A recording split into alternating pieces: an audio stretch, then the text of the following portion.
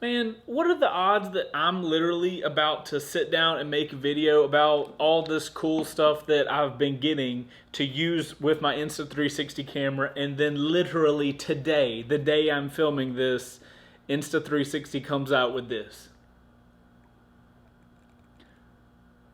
Motorcycle Madness 9.3 through 9.15, they gonna drop their motorcycle bundle accessory stuff the day I'm filming all the. Should I even make this video now? Alright, so I'm gonna go ahead and make this video. Just know that it's basically perfectly timed that Insta360 puts out a motorcycle bundle that you could get instead of getting all of the stuff we're gonna talk about today. I'm gonna have to hold on. Let me buy this real quick. Oh, you get the motorcycle kit for $475 instead of the. Hold on, how much does a regular Insta360 cost? You can get the motorcycle kit for free when you buy the Insta360. Okay, well, that's. I can't even recommend you go buy the kit because like you buy the Insta360, you get the motorcycle kit. All right, we're gonna make this video regardless because I've got all the stuff. So.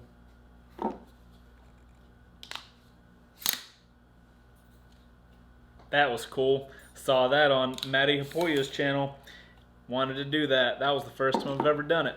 What's going on, guys? So a few weeks ago, I made a review of this little camera, this Insta360 One X. In that video, that's my reviewy video. So if you don't know anything about the camera, you definitely need to go check that video out.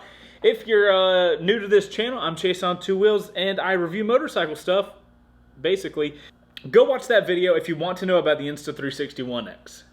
In that video, I had to use my filmmaking big ass clamp stuff to clamp the Insta360 to my motorcycle to do all the review shots. So since the review, I have collected a few things that have allowed me to more easily use the Insta360. So I'm going to take you guys through all the stuff that I have found super helpful with using this camera in just a myriad of different environments.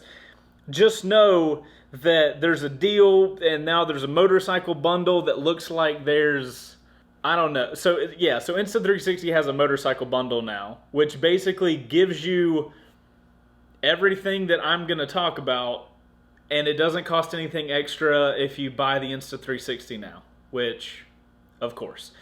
So yeah, I'm going to take you guys through this process, but I would definitely check out the motorcycle bundle because it looks like they've got some cool stuff in it that's not included with what I'm going to be showing you.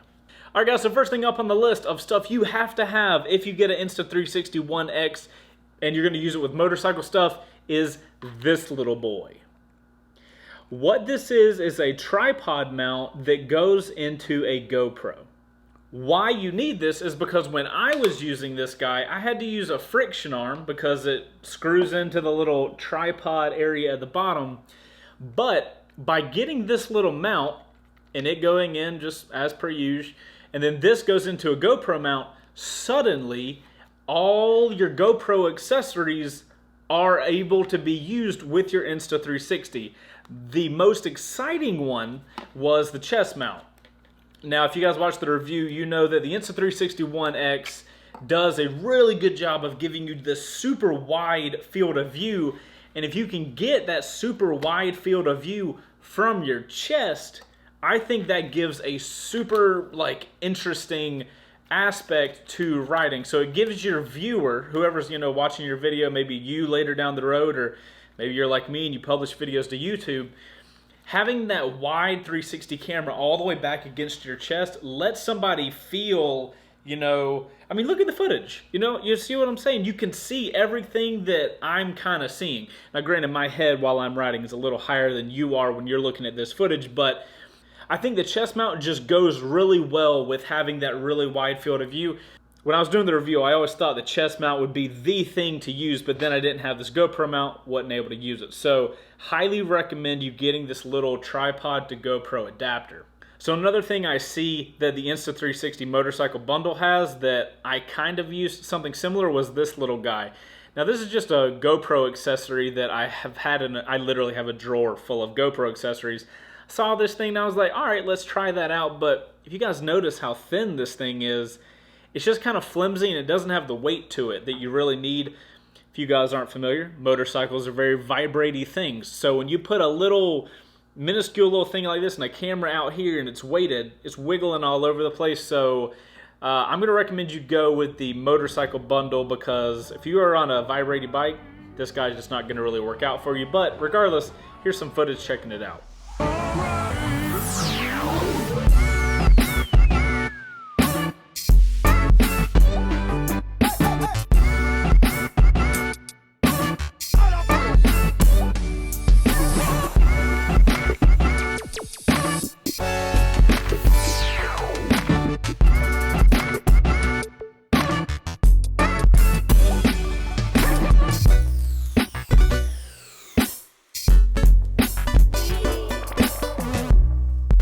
Now this probably goes without saying, but having this little tripod screw and allowing the Insta360 to be able to be used with GoPro parts also gives you access to the GoPro sticky mounts. Now you can either buy these from GoPro and they look like this, or you can get on Amazon and get this pack of sticky mounts with just the plastic other ends. Way cheaper. Put a link to it in the description for you. That's a little pro tip. Most of the time, if you buy a GoPro thing, it's more expensive than it has to be, just in general. With these sticky mounts, we can suddenly attach the Insta360 to anywhere we want. So,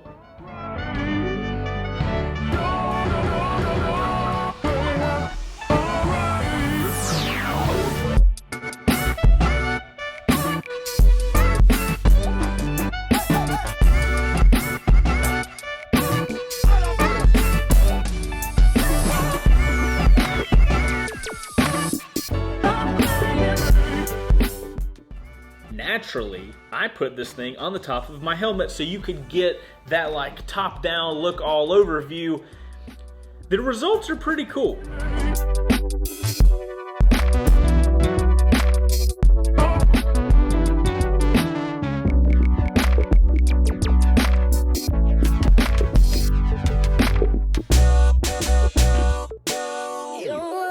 Now obviously, as you guys can tell, the shots on the helmet are kind of nuts, but the only issue is, here, let's get the rock lid a little more into the shot. So with the camera right here, you guys can tell that it's on top. You can see everything that motorcycle is seeing, but when you have the camera this close to the helmet, it doesn't stitch as well as it could. But if you have that really substantial extension arm that the motorcycle bundle has, you could definitely see how getting this thing up a little higher, the stitching is going to be so freaking solid. So the shots I got on the helmet are pretty cool, but the first thing I'm gonna do with that motorcycle bundle is put those extension things to make the camera extend from the helmet, because you essentially have a shot of a little drone just following you around everywhere you go. I think that could be really freaking cool. Gonna be the first thing I try out whenever that motorcycle bundle comes in. That being said though, the footage is pretty neat from the top of the helmet. Final item on the list of stuff you probably should get for your Insta360 if you're going to be using it for motorcycle stuff is this guy. It's going to have a GoPro mount, so you are still going to have to get the little tripod attachment that I was talking about. But if you guys watch my Insta360 review, I say that this is not a camera that I would replace my GoPro on my helmet. What I do plan on using this camera for is on the bike shots, because you can do one attachment and get multiple angles from that shot. This works amazing. It's a clamp, you loosen it up, you tighten it on, attach it to a bar or a subframe on your bike, and then you can move this all around. Sorry about the shitty audio, but where this clamp works really good is if you're on like a buddy's bike or a bike that doesn't already have some sort of mount, you can just like grab this onto any bar. Luckily the Nikon behind me has a handlebar, so I can just like attach this to the bar, and now I got a camera that can look back at me and get like a rider helmet shot. So works out pretty well for that. I literally picked the loudest location, but hey, there's shade, so I'm not dying of heat. Ha.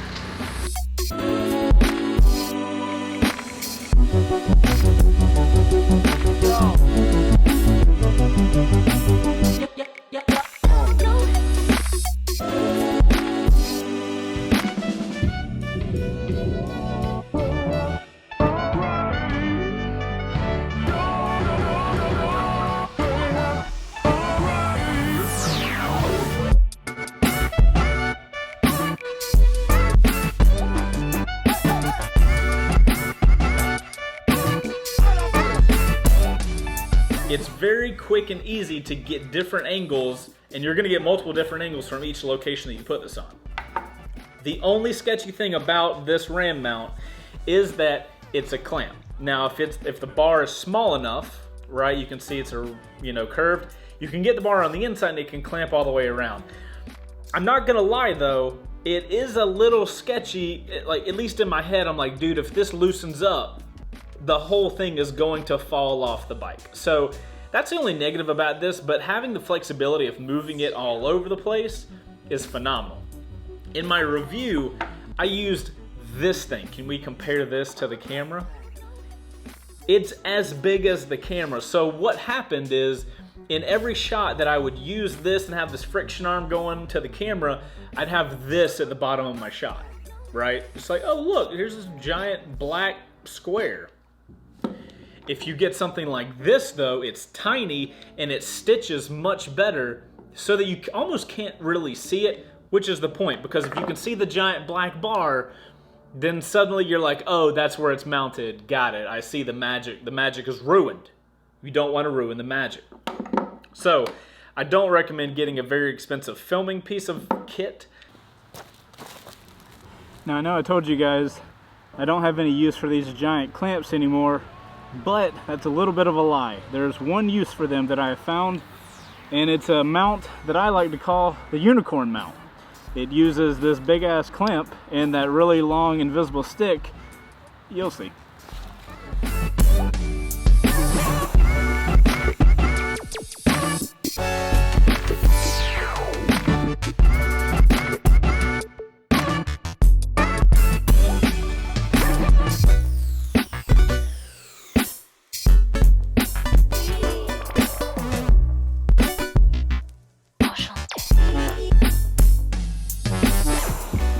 I'm not gonna lie, this is the first time I've used said unicorn mount, so I'm about to go try this for the first time and hopefully I don't mess some stuff up.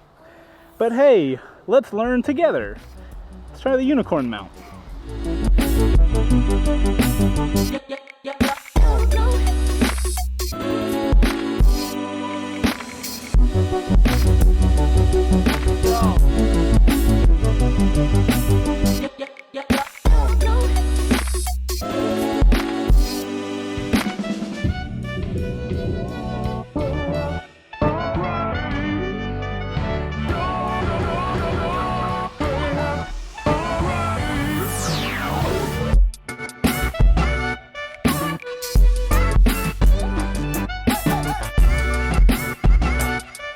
I recommend getting the ram mount. More importantly, the motorcycle bundle has something that's probably even better, and that's a bar mount. It mounts all the way around a bar. That way, you don't have that worry that if this thing comes undone, your camera might be taking a little tumbleweave down the road.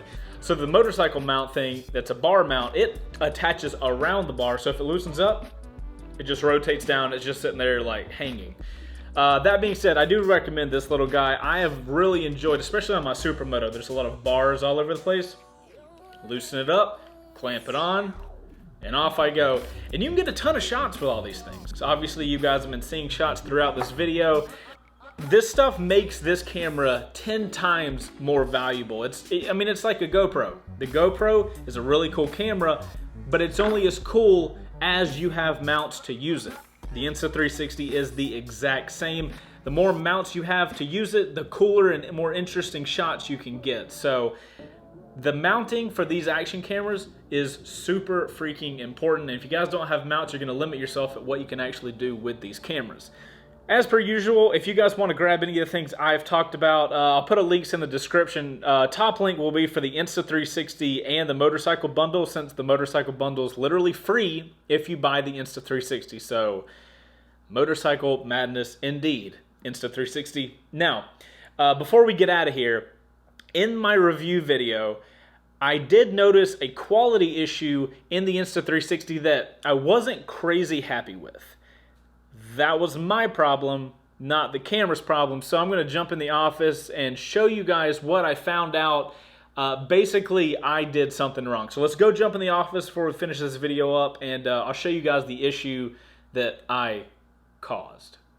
All right, guys, so let me show you guys how I do the importing of 360 footage. 360 footage is different from like GoPro footage because it's not dragged just into your editor. You have to like stitch the files together first. The screen that we're looking at is the Insta360 Studio, and these are the files you get when you record. So we just went out and recorded all the files that we needed for this video. And what they look like is, you see how they have, this is 15.1 and 15.0. This is what these files look like. It's literally the video of the one lens. So what we have to do, for instance, we'll just do the 15s for this time. We have to drag them in. We drag them into the little studio. Looks like this video is very short, but if you go to free capture, you can drag around and see what the shot looks like. This is obviously the shot where I had the chest mount on, and you can scrub the timeline right here. But I keep all of this data like this because I want the option when I'm editing to do all this moving around. So what I would do from here is say stitch calibration, just to make sure all the stitching, we can see the stitch lines like right there barely. But for the most part, this Insta360 does a really good job. I also like to hit lock direction, and that way it locks, like if the camera is facing forward and I position the camera forward, it will stay looking like that for the rest of that video clip. So free capture is pretty cool. It lets you look around the shot, but if you export from here, it's going to export the shot we're looking at, but we don't want to do that. We want to export the entire 3D video so we can put the 3D video into our editor, right? So what we do is go back to view. This is going to show you the entire 360 view. We've got our lock direction on. We hit this upload thing, and you're going to see right here bitrate. Bitrate is basically how much information is inside of your video file. We want that to be as large as possible. So as you can see, it says original 108.77 megabytes per second. My first issue is that I did not change that. If we drop this down though, you see that there's a superb option. It's 150 megabytes per second, which is like an increase of almost 50% of how much data the video has. So you can name it whatever we want. I don't want to put it in my desktop. All right, so we've got it set in there. I'm gonna name it just 015, so it's easier that way. And you can see the resolution is the 5.7K, which is perfect. You hit OK, and it's gonna bring you to this rendering window. As you can see, it renders really quick because this video is pretty small, but you have to do that for every 360 video. So once you do this, you can then throw it into your editor and, you know, look all around, decide where you want it looking. I find it that that's the easiest way to work with this 360 footage, at least in my opinion, and I have all the control when I'm in the editing software. But that's about it. That's the main thing that I've noticed, that if I do the superb thing, I get much better video quality as compared to the original. So make sure you guys do that. Don't make the mistake that I did. But yeah, that's about all I got for this video, guys. Thank you guys for watching. Again, highly recommend that motorcycle bundle because it basically does everything that I just showed you. But if you would like to get the individual items that I showed you guys, link to them down below. Remember, that motorcycle bundle seems like it's free if you buy an Insta360, so it doesn't really make sense to buy an Insta360 and then buy all this stuff I'm showing you. Highly recommend that motorcycle bundle. If this video helped you guys out, make sure to hit that like button and subscribe to the channel because I make plenty of motorcycle content. And yeah, this is a weird setup. I'm on a camera I don't typically use. I've got this random LED bar that I don't use, and you guys are listening to me on a microphone that I also don't typically use. Anyway, I'll see you guys on the next one. Later. Outro crew, what if we did more videos like this? Thoughts? Drop them down below. I gotta edit this video because it comes out tomorrow.